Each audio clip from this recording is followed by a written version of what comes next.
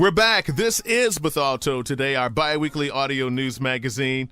With me this morning, Miss Ozella J. Foster from Ozella J. Foster Funeral Services. We're talking about pre-arranged funerals. Folks, it's something that needs to be discussed amongst family members, but it's something that you have to learn about. Knowledge is power. Isn't that right, Ozella? Yes, it is. And you're better to be prepared than not to have what you need when the time is inevitable. It's going to come. Just as sure as we breathe, we're going to leave this earth. And you have to be prepared. One of the worst things to do is to leave the responsibility on your survivors. We meet that often, and it's very heartbreaking because we as a people, when we come in and we got to go out and we got to do the fundraisers, because the responsibility did not lie on you, Steve. It really was the person who's we're funeralizing. So if you don't leave everything in order, tell your family what you want. And by the way, when you do it, you can take the charge to say to your family, this is what I want you to do. So when your family follows your wishes, you control from the grave or control from your death what your family do, how much money they spend. Mm-hmm. Ozella, let's talk about cremations. I know a lot of people are using cremations these days. Are cremations the last resort? My daughter and I sit down yesterday and we were talking about the rise of cremation. Couple years ago, I maybe have done 9. I'm just new into business on my own now. Since my brother's is now closed, in 2008 I started my own. So I'm keeping up with cremation because the trends are changing. Last year we did 22 cremations. Now that's a lot for me. The bottom line is we're taking cremations as an out. If I ask, do you desire in advance? Do you desire cremation, and then why? Because if you have to do cremation, we're doing it a lot now just because the funds are not there. But cremation is a choice of the individual, but it appears today it's a solution. Now, if you got opportunity to sit down and realistically think about why I want to be cremated, then you can say to your family, it's just my desire. But when it becomes a hardship on the family, it's a very heartbreaking thing for that surviving family to have to realize that I can't have the public service. Now, there is a way that you can do it. Even though you want to be cremated, you can say, well, I choose to be cremated, but I don't want to bring closure. I want my family to have some closure. Let me just design it. Let them have some public viewing, right? And then be cremated. Then you can cremate. Now that's a good way, but then that's you making the decision. But cremation is on the rise because not just our people, but people in general are just not prepared when it comes to death. Do you see that more with the African American community, cremation, because they're not prepared? Maybe the mom or grandmother didn't have any type of insurance, and this is the best way to put her away? We see it, and you can do it with dignity. What happens is when you sit down with the family, and yes, Steve, I do see it a lot. But in our case, as a funeral home owners, we see it a lot in our African Americans is because we're not there. The money is not there. So you're saying that we're not prepared. We're not prepared. And that's the reason why. And that's the reason why we're doing it entirely too much. I might be one that I'm not a very good friend when it comes to cremation. I'm one of those people to whereas I will do everything that I can to help that family, because if I lose my next door neighbor in a fire, I'm devastated. But many people don't know the procedure of cremation. So once I learned the procedure, I will say to you, let's direct bury. Let's prearrange for a direct burial. And what a direct burial is, there is no law to say that I must be embalmed when I pass away. But there is a law that protects the number of days that you can stay refrigerated before the procedure takes process. And so at that rate, you're limited with what you can do when you don't have the funds.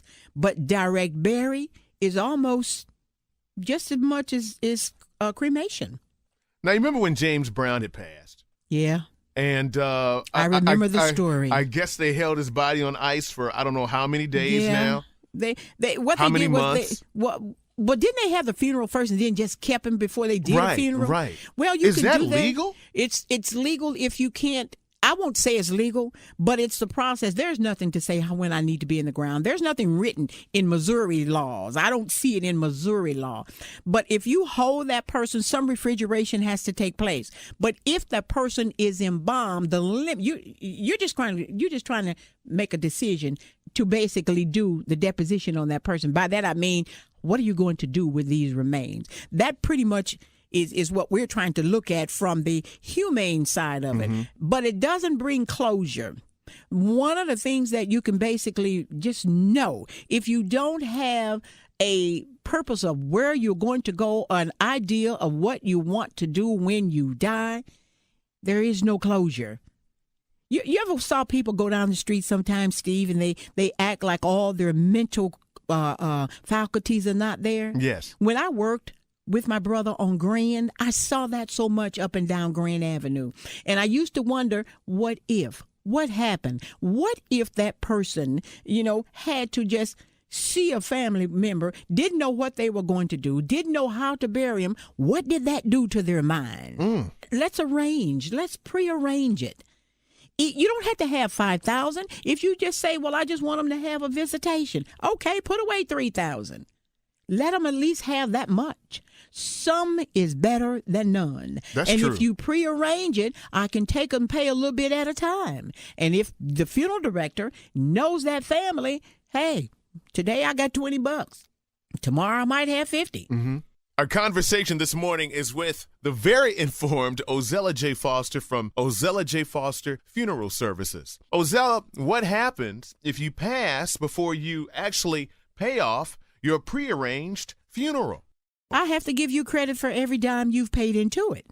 So if you start off wanting something for $3,000 and you've only paid in $1,500, that's what you get. You get $1,500. You get $1,500 worth of a funeral plus a little bit of interest. But your family can say, "Well, okay, we'll find $1,000." Okay. Now you're the funeral home. You know that family, and if you've buried in that family, even if they're new to you, the nature of our business is you got to give. Everybody thinks that when you go do this business, it's because you wear a nice suit. Or you wear a pretty hat like I wear. You wear, yes. You drive big cars. You simply have to know this is a giving business. You have to be a caring person. So when Miss Jones come in and you started the plan, but yet you did not live until you paid in maybe $1,500 to $2,000. Well, the family members are going to say, well, that's our loved one. Let's try to pull together. Right. Then you make up something and just give closure. You bring closure to what it is you need to do. That is something else. I'm sure you've seen all kinds of scenarios. 30 years worth. 30 years worth. 30 years I've been in this business. How did you start? I mean, I know your brother started, but what made you say? My brother started when he was 17, and that's when our mom died. Uh-huh. So when Ted called me one day, it was like 1982.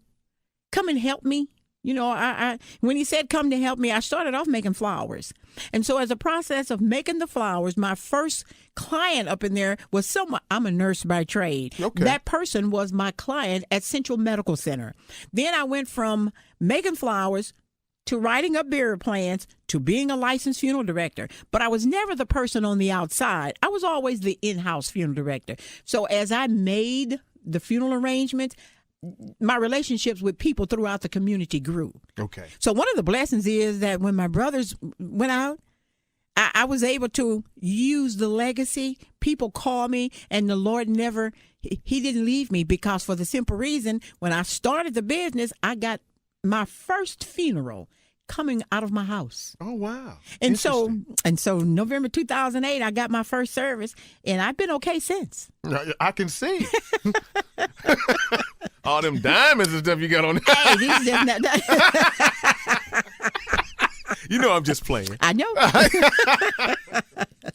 Ozella, you have so much information. If someone has to contact you either by the web or a phone number, can they contact you with their questions? And would you be able to answer these people's questions? Because Remember, being a funeral director is a busy job.